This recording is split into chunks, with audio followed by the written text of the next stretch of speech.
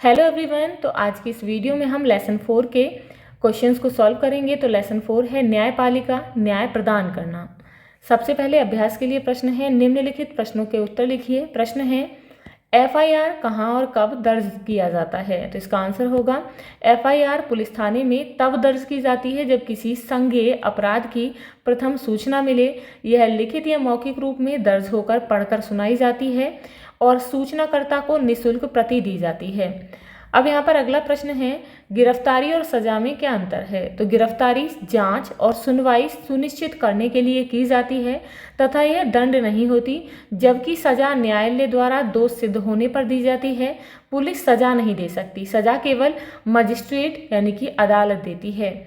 अगला प्रश्न है, जमानत किस प्रकार दी जाती है? जमानत पर अभियुक्त को किसी जिम्मेदार व्यक्ति की जमानत या स्वयं बॉन्ड भरने पर छोड़ा जा सकता है। शर्त यह है कि बुलाए जाने पर वह थाने या कचहरी अवश्य उपस्थित होगा, अन्यथा जमानत जब्त हो सकती है। अब यहाँ पर अगला प्रश्न है, फौजदारी और दीवानी मामलों में क्या अंतर है? फौजदारी मामले अपराध जैसे मारपीट, चोरी, डकैती, रिश्वत, खतरनाक दवाएं आदि से जुड़े होते हैं और इनमें जेल की सजा हो सकती है।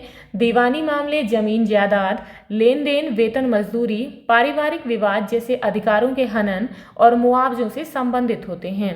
अब यहाँ पर अगला प्रश्न है, हमारे लिए न्यायपालिका क्यों महत्वपूर्ण है? तो न्यायपालिका कानून की व्याख्या कर निष्पक्ष न्याय देती है, मूल अधिकारों की रक्षा करती है, सरकार के अन्य अंगों पर नियंत्रण संतुलन रखती है और विवादों का कानूनी समाधान कर नागरिकों का विश्वास बनाए रखती है। अगला प्रश्न है, न्यायपालिका की संरचना का वर्णन कीजिए। तो भारत में न्यायपालिका त्रिस्तरीय ढांचे में संगठित है, जिसमें सबसे ऊपर नई दिल्ली स्थित उच्चतम न्यायालय होता है, जो देश का सर्वोच्च अपीलीय न्यायालय है और जिसके निर्णय सभी न्यायालयों पर बाध्यकारी होते हैं। इसके नीचे प्रत्येक राज्यों के समूह के लिए उच्च न्यायालय होते हैं, जो अधीनस्थ न्यायालयों पर पर्यवेक्षण रखते हैं, मूल अधिकारों की रक्षा करते हैं और जनहित याचिकाओं सहित महत्वपूर्ण मामलों की सुनवाई करते हैं। सबसे निचले स्तर पर जनपद यानी कि जिला न्यायालय होते हैं, जो दीवानी और फौजदारी दोनों प्रकार के मामलों की सुनवाई करते हैं और संबंधित राज्य के उच्च न्यायालय के अधीन कार्य करते हैं। इस संरचना में वाद पहले निचली अदालत में चलते हैं, फिर असंतोष होने पर उच्च न्यायालय और अंततः उच्चतम न्यायालय में अपील की जा सकती है, जिससे निष्पक्ष और अंतिम न्याय सुनिश्चित होता है। अगला प्रश्न है कि लोक अदालत में किस प्रकार के मुकदमे सुलझाए जाते हैं?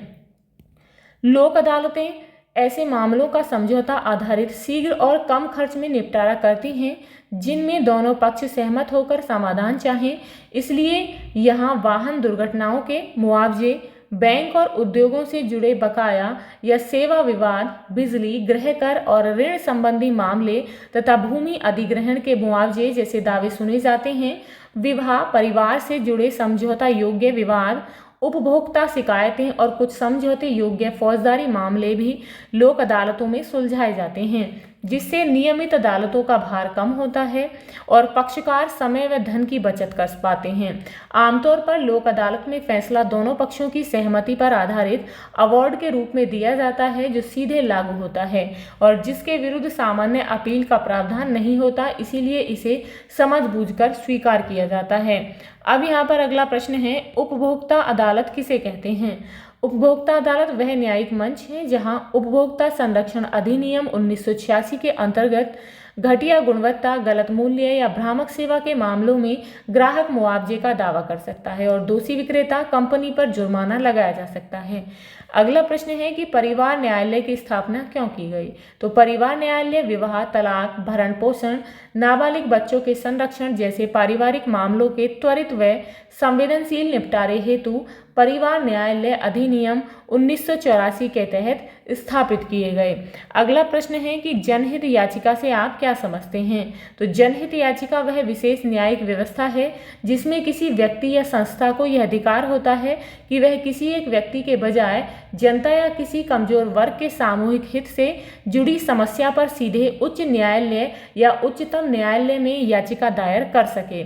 इसका उद्देश्य उन हालातों में न्याय दिलाना है जहां प्रभावित लोग स्वयं अदालत तक पहुंचने में असमर्थ हों, जैसे बंधुआ मजदूरी, श्रमिक शोषण, पर्यावरण प्रदूषण, महिलाओं और बच्चों के अधिकारों का हनन, जेलों की दयनीय स्थिति या प्रशासनिक उदासीनता के कारण मूल अधिकारों का उल्लंघन, इस व्यवस्था में साधारण आवेदन यहाँ तक कि पत्र के माध्यम से भी मामला उठाया जा सकता है और अदालतें तथ्य सत्यापन के बाद आवश्यक दिशा निर्देश, जांच के आदेश, मुआवजा या नीतिगत सुधार निर्देश जारी कर सकती हैं।